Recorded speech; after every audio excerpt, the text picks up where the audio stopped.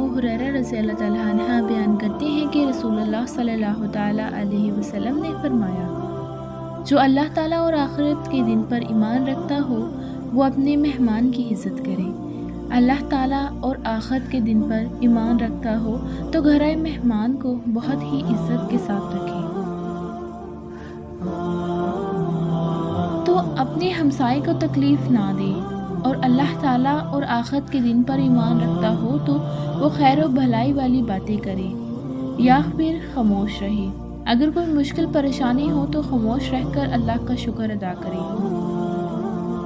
हज़रत अबू हुरैरा रज़ी अल्लाह ताला अन्हा बयान करते हैं कि रसूलुल्लाह सल्लल्लाहु ताला अलैहि वसल्लम ने फरमाया, जब इब्ने आदम पर मरता है तो इसके अमल का सिलसिला भी मुंतकी हो जाता है, माँ सिवाय 3 अमाल के, सदका जारिया या अमल नेक अमल से जिससे नफ़ा उठाया जाता हो या नेक औलाद से जो इसके लिए दुआएं करती हो।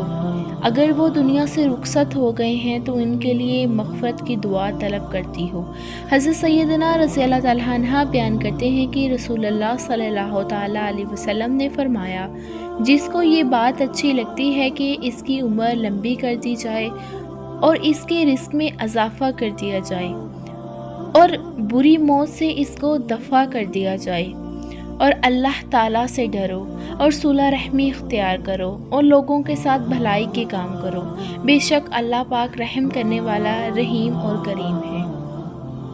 हज़रत सैयदना बयान करते हैं, हज़रत आयशा रज़ी अल्लाह ताला अन्हा से रिवायत है, वो नबी करीम सल्लल्लाहु ताला अलैहि वसल्लम ने इनको फरमाया, जिनको नरमी अता की गई उनको दुनिया व आखिरत की खैर व भलाई से नवाजा गया। जो दुनिया में लोगों के साथ नरम लहजे से पेश आते हैं, अल्लाह ताला ने उनको आखिरत में भी नेक सिला रखा है।